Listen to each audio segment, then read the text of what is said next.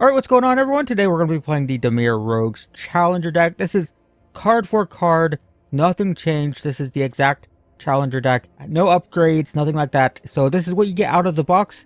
It's a pretty simple Rogues deck. Pretty on point, it has most of the key pieces. These two cards are pretty important.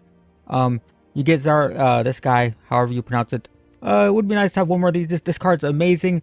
But for the most part, yeah, it's pretty good. The mana base could be fixed. Pathways and stuff would be better than these. But for the most part, pretty cool. Today, we're not going to be playing with the sideboard. We're going to be playing best of one. Just because I debated about this a lot. I'm not sure. Technically, if you play this at Friday Night Magic, you're going to be playing best of three. You're going to be sideboarding. But I want to showcase this deck against as many decks as possible. So if I play best of three, either the video is going to be very, very long, or, we can only play one or two matches. So we're just going to play best of one just to show you the deck, how it plays against, other decks in the metagame. And, maybe, I haven't decided yet. No guarantees, no promises, but maybe, after they're released, and after I upgrade them, I can do best of three matches with them.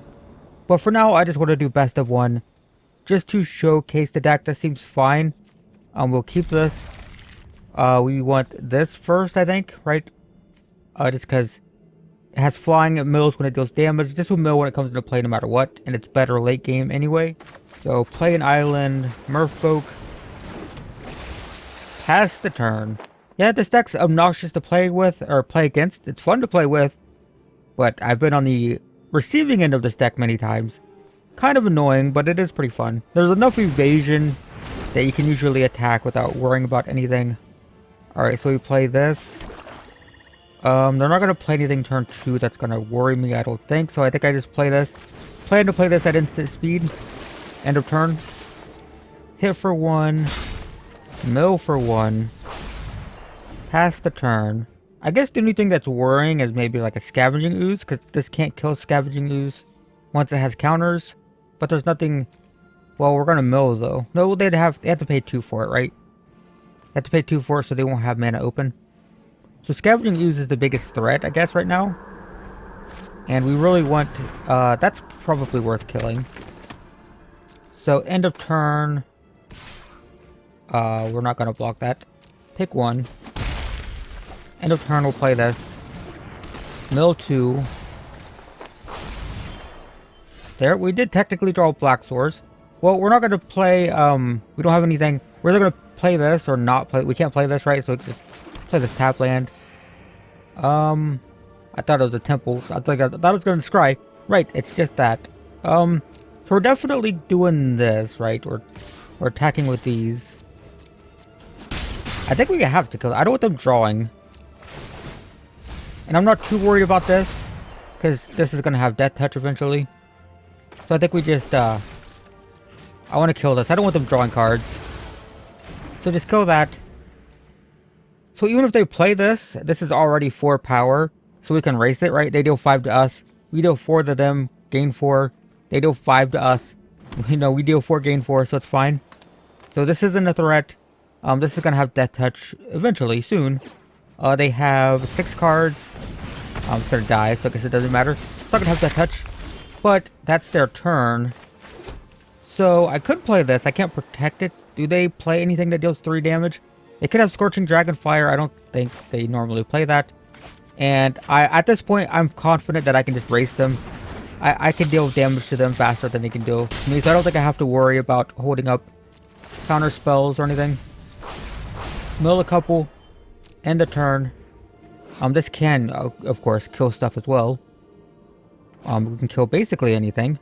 So I can race both of these. Even if they have both of these in play, right? They can deal 9 to me.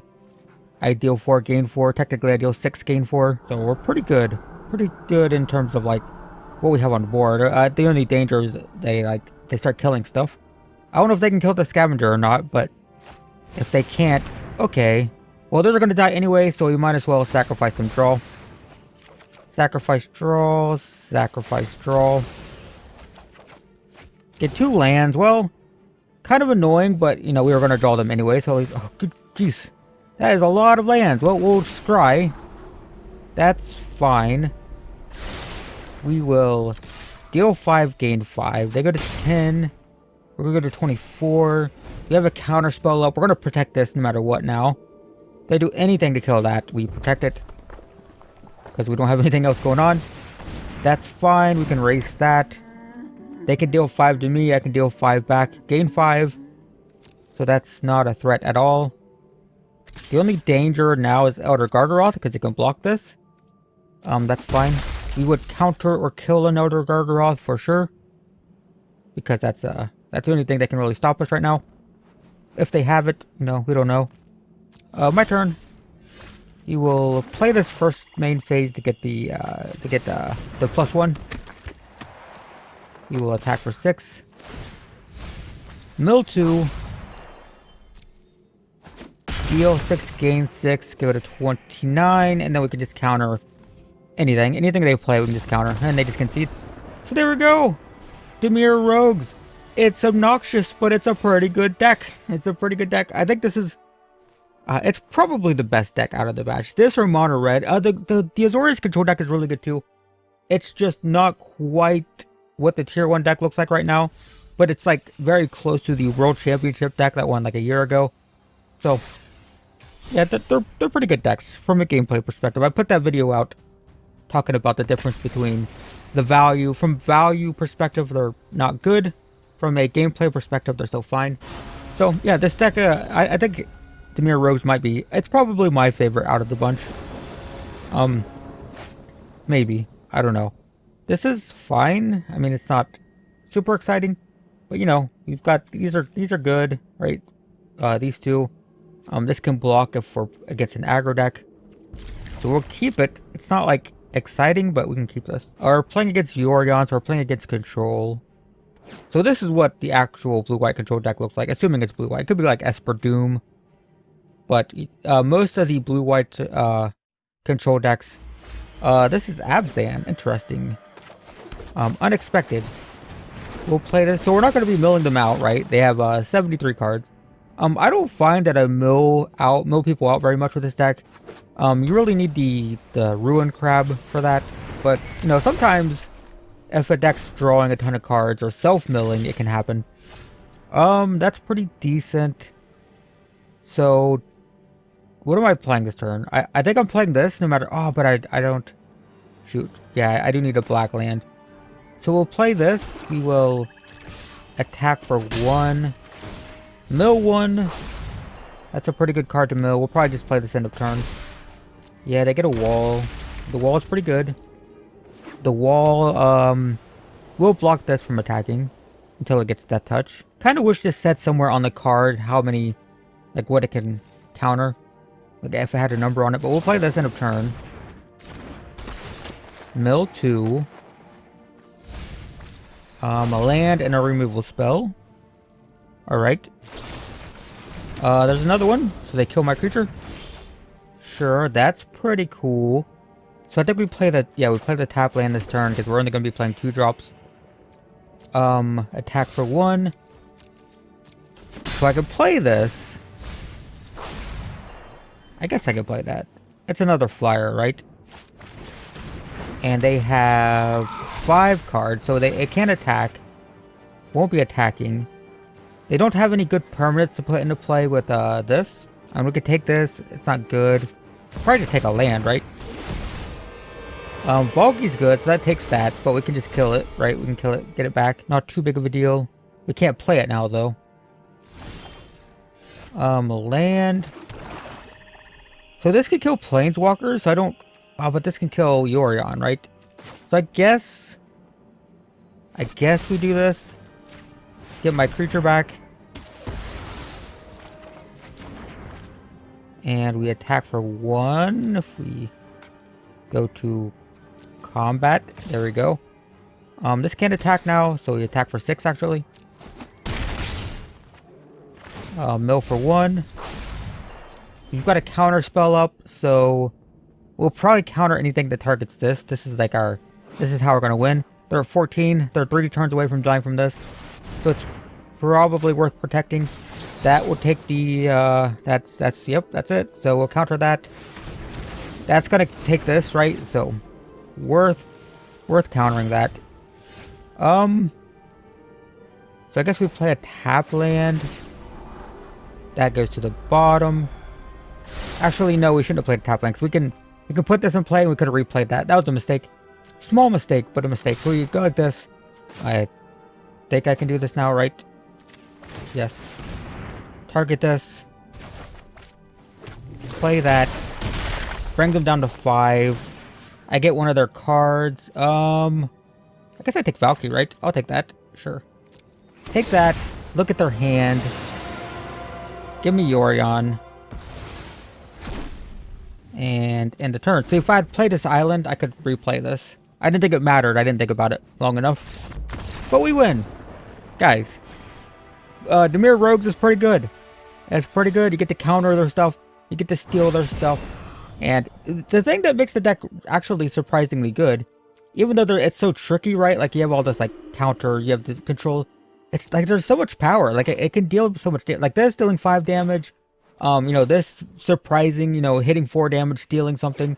And, the Nighthawk Scavenger, it actually puts out a lot of damage, really fast. And it's also evasive damage, a lot of it's flying. And all the, like, it's almost more like a tempo deck, really. It's a Dimir Rogues, it's kind of tempo-y, right? So, it looks like a control deck when you look at the list. It feels like a control deck when you're playing against it, because they're constantly killing your stuff and countering your stuff. But honestly, like, when you play it, you're playing more of a tempo plan where you're putting out power and then protecting that power. It kind of reminds me of the Simic Flash deck from last year.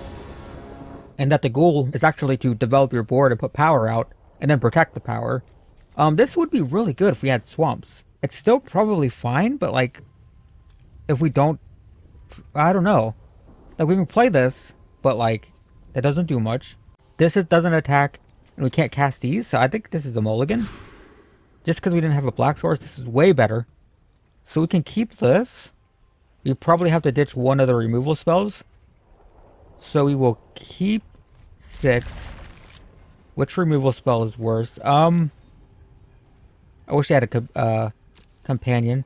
I think this is probably worse. Let's just hope they don't have 3 mana planeswalkers that I have to worry about.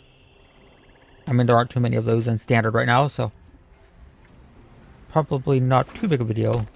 Snow-covered forest. So this was probably a better choice. Okay, it's just gonna be like a green stoppy type of thing. Oh, we play this pass. We'll play this end of turn because it has flash. Looking like mono green so far. Could be green red again, but I don't know. We'll play this end of turn. They intelligently didn't attack because they knew there's a chance that I could block. So I only have 1 black source, so I can't play this and this. So we might as well play the tap land. I don't need that. No. I think we just attack for 1. Mill a couple cards. Heal 1. Pass the turn. We'll play this end of turn. Unless we think we need to kill something, which we might. We might need to kill this. I think I'm more worried about... Because we have this again. So we can race this, right? We can deal damage faster than this can deal damage to us. So I don't know if it's necessary to remove that. I'm more worried about Elder Gargaroth again, which has reach. So I think I want to save this. And we'll outrace this Lovestruck Beast with this. Mill a couple cards. We'll play this.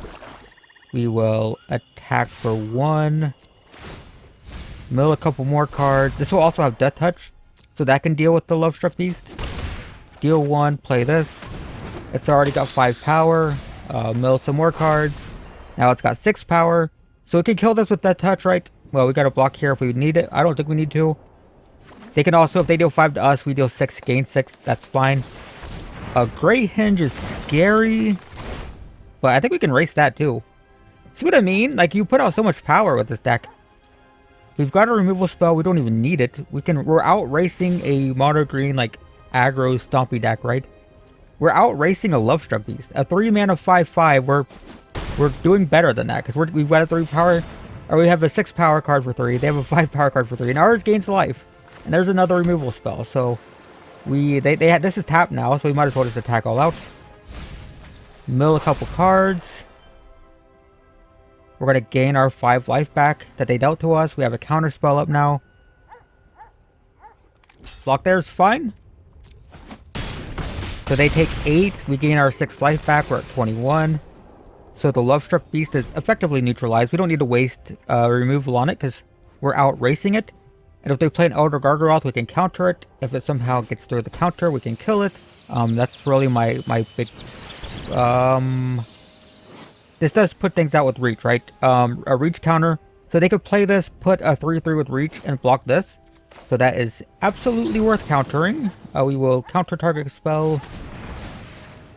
I don't want them putting out 3/3s with reach that can block this. And that's probably game. I'm speaking a little bit early. That does not have reach or anything. Not a big deal. Does let them draw. That's the big deal there, is the draw, but I'm not going to attack with this now. I don't want it to be blocked. So we'll do 8 next turn. Uh-oh. Oh. So in response to that...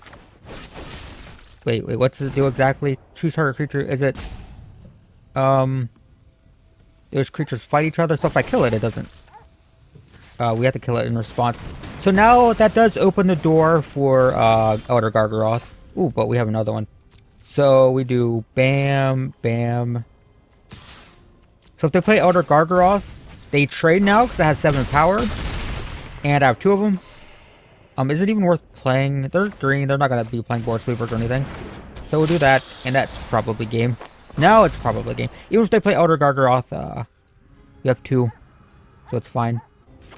So yeah, that's an important note, by the way. Is you can, be aware, we didn't need to kill the Love Struck Beast in the early game. It would have been tempting to just kill it, but there's no reason. If they're dealing 5 to us and we're dealing 5 back and then regaining the 5, like, it's not a threat, right? This is a lot of damage, but, like, we're still fine, right? We're at 28. We're at 28, so not a big deal. This doesn't have reach. Does this have reach? No, it has trample. But that's not a threat, and that's the game. So there we go, guys. I think that we demoed the deck pretty good there. It's a good deck. It's Dimir Rogues is pretty decent. I think my favorite card in it, honestly, is Vampire Nighthawk Scavenger. A pretty decent card. It's very powerful. We get some fancy card. So yeah, guys, that is a demonstration of the Dimir Rogues Challenger deck. Pretty decent. I think the deck's solid. It could use some minor improvements. You know, the mana base, these can be converted to pathways. We never even needed Rankle. Maybe, you know, some like this removal package maybe could be updated. Like Blood Chief's Thirst is probably a little bit better than Eliminate. Like, these can probably just go straight into Blood Chief Thirst, and that's probably fine. But you know, you get 4 of these, you get 4 of these, you get 4 of these. That's important. Maybe we need 1 more of these, maybe. But for the most part, like, the deck's decent. These are kind of weird. They're not always played, but we did see it in that one game. We did win a game because of it, so it's not like it's bad by any means. So it's decent, right? Decent deck. Pretty decent. It's worth $70 at the time of this recording. And you know, I'd say this is definitely one of the decks that's very much worth buying. So there you go, guys. Dimir Rogues. Hopefully that gives you an idea of how the deck plays. And that's it. Thanks for watching, and I'll see you in the next one.